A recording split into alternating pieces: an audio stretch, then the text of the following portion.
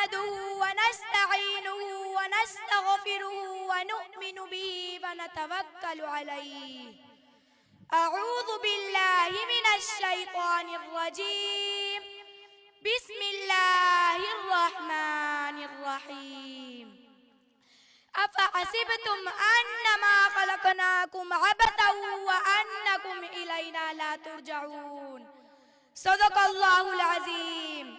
सामईन इकराम और पर्दे के पीछे बैठी मेरी प्यारी माओ और बहनों, आप और हम पैदा हुए और हमने मर भी जाना है, तो क्या हम ऐसे ही पैदा हुए हैं और ऐसे ही मर जाएंगे? क्या हमें इस पर गौर नहीं करना चाहिए? हमें कुरान करीम दावत फिक्र देकर कहता है, अफ़हसिबतुम अन्नमा खलक़नाकुम अबसा। क्या तुम ये समझ रहे हो कि अल्लाह ने तुम्हें फजूल पैदा कर दिया, किसी काम के नहीं हो, ऐसे ही पैदा कर दिया? तो ये तुम्हारी सोच गलत है। हम बामकसद पैदा हुए, बेमकसद पैदा नहीं हुए हैं। जब हम बामकसद पैदा हुए तो वो मकसद क्या है? ये बात याद रखे, वो मकसद दो चीजें हैं। नंबर एक, हुकूकुल्लाह की अदायगी।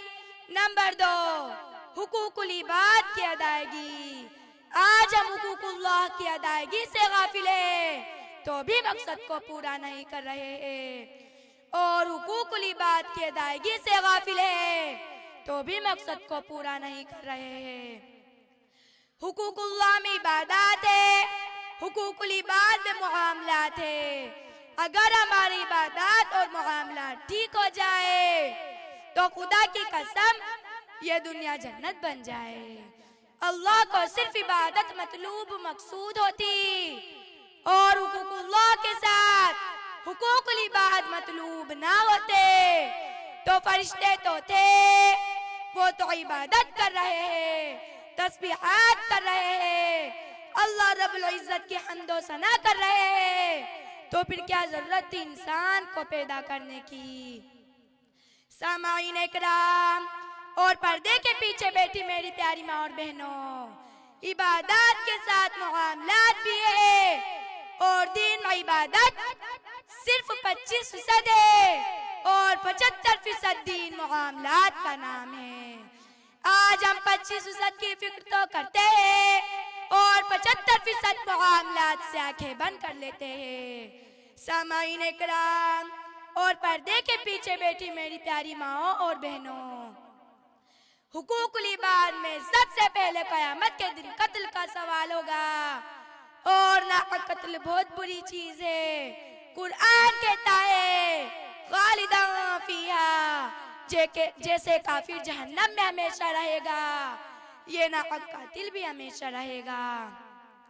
अगर किसी ने किसी को नाहक मार दिया तो भी आई दम्बियों कुतिलत का कयामत में सवाल होगा, और ये कल कयामत में पूछ होगी। और आज बंदे को मार देना तो लोग मजाक समझते हैं। याद रखो, स्पीड से गाड़ियां चलाने वालों, अगर तुमने बेएहतियाती की और कोई बंदा मर गया तो याद रखो आप भी कातिल हो। दुनिया में बच जाओगे, तुम्हारे पास ड्राइविंग लाइसेंस है, लेकिन आखिरत में जब हिसाब होगा तो आप बच नहीं पाओगे। दुनिया में दो झूठ बोलकर आपने बच जाना है, लेकिन याद रखो कब्र की मंजिल बहुत सख्त है, कब्र का मामला बहुत सख्त है। वह इंटरनेट का कनेक्शन नहीं होगा, वह आपके दोस्त साथ में नहीं होंगे। आपने जिसके लिए माल कमाया है वो आपके मुंह पर मिट्टी डाल रहे होंगे, उधर आपका नाम अमाल जाएगा और आप जाएंगे।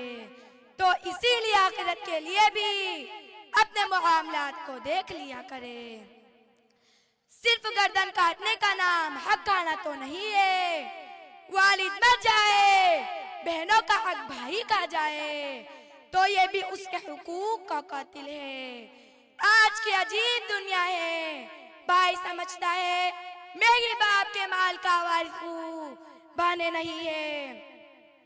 वह लोग, वह जमाना, वह वक्त, सामाईन इकराम, जैसे भाई वारिस है वैसे बहन भी वारिस है। बाप ने उसकी शादी में करोड़ों क्यों ना खर्च कर दिए हो, वो फिर भी वारिस है। भाई बहाने करते हैं कि अब्बा ने बहन की शादी में बहुत खर्चा किया था। क्या अब्बा ने तेरी शादी में कुछ नहीं लगाया था? बहन की शादी में बाप 4 रुपए लगा दे तो विरासत से महरूम। तेरी शादी में भी बाप ने बहुत कुछ लगाया था, जा तू भी विरासत से महरूम। अल्लाह के रसूल सल्लल्लाहु अलैहि वसल्लम ने फरमाया, ए लोगों, अगर एक बंदा दूसरे बंदे के साथ जमीन का पड़ोसी है और उस बंदे ने जोर पर, दादागिरी पर, जबरी तौर पर एक बालिश्त जमीन भी आगे पीछे कर ली तो कयामत का दिन होगा।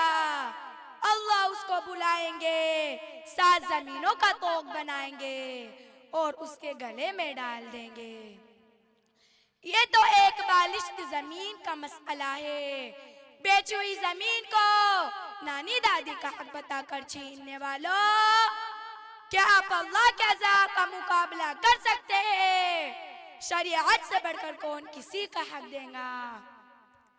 एक बालिश से ज्यादा हक लेना भी गुनाह है। यहाँ तो बड़ी बड़ी जमीनें हड़प कर जाते हैं और डकार तक नहीं लेते। इसलिए हमें दीन और शरीयत को खूब समझने की जरूरत है। नमाजों का एहतमाम करने की खूब जरूरत है। नमाज तो अल्लाह का हक है, हम नमाज नहीं पढ़ते। अल्लाह का हक खाने को नहीं डरते तो अब्दुल्लाह का हक खाने को क्या डरेंगे?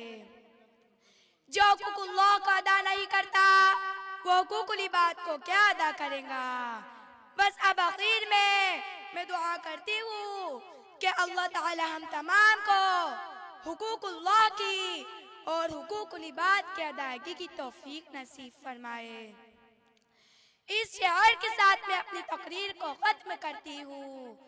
जैसी करनी वैसी भरनी, न माने तो करके देख।